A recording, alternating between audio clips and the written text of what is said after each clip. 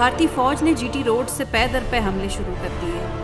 سرحد پر ہندوستانی نقل و حرکت کا مشاہدہ سب سے پہلے پاک فضائیہ کے موبائل آبزرور یونٹ نے کیا اور commander in chief air marshal Nur Khan نے صدر ایوب خان کو بھارت کی طرف سے جنگ کی اس کارروائی کی اطلاع دی۔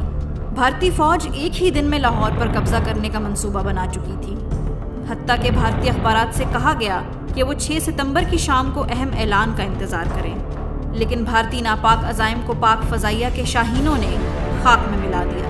جنگ ستمبر میں ہندوستانی زمینی اور فضائی افواج کے درمیان کوئی ربط نہیں تھا اور بھارتی فضائیہ کے پاکستان پر حملے غیر منظم دکھائی دیے۔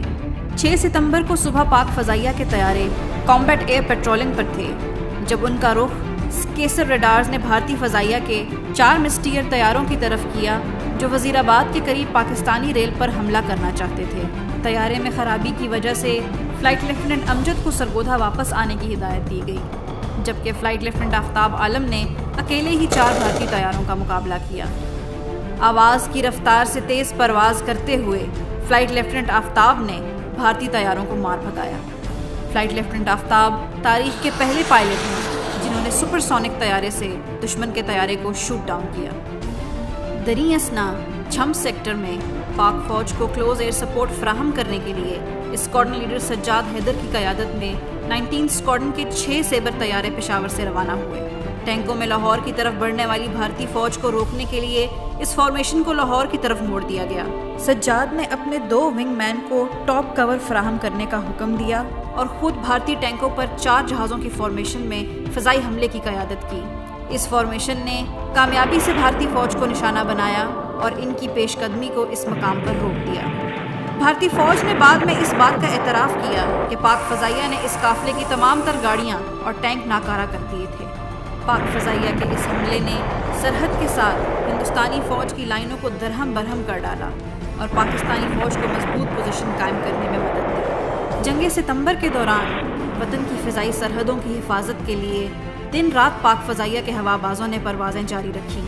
اس کے علاوہ بہترین جنگی حکمت عملی کے تحت ایئر مارشل نور خان کی کمان میں پاک فضائیہ نے ایک ہی دن میں بھارتی فضائیہ کے بیشتر ہوائی اڈوں پر حملہ کر کے ان کو ناکارہ بنا دیا۔ ان حملوں میں پشاور، سرگودھا اور ماڑی پور کے ہوائی اڈوں سے پاک فضائیہ کے شاہینوں نے بھرپور حصہ لیا۔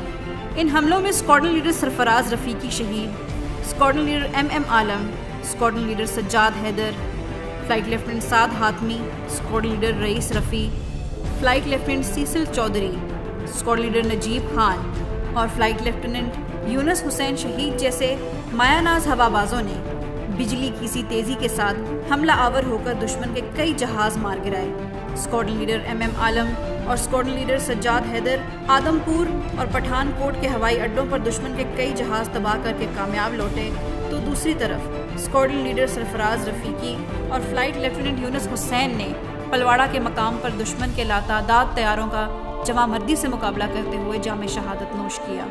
6 اور 7 ستمبر کی درمیانی رات میں ماڑی پور سے پاک فضائیہ کے بمبار طیاروں نے بھارتی ہوائی اڈوں پر پے در پے حملے کر کے بھارتی فضائیہ کی کمر توڑی۔ ان بمبار ہوا بازوں میں اسکواڈرن لیڈر شبیر عالم صدیقی شہید اور اسکواڈرن لیڈر اسلم قریشی شہید قابل ذکر ہیں، جنہوں نے ایک رات میں 3 بار انتہائی کٹھن صورتحال میں پرواز کرتے ہوئے بھارت کے جام نگر ہوائی اڈے پر حملہ کیا۔ اسکواڈرن لیڈر شبیر عالم صدیقی کا جذبہ حب الوطنی اتنا بلند تھا کہ ایک ہی رات میں بھارتی ہوائی اڈے پر 2 فضائی حملوں کے بعد بھی انہوں نے تیسرے حملے کے لیے خود کو رضاکارانہ طور پر پیش کیا۔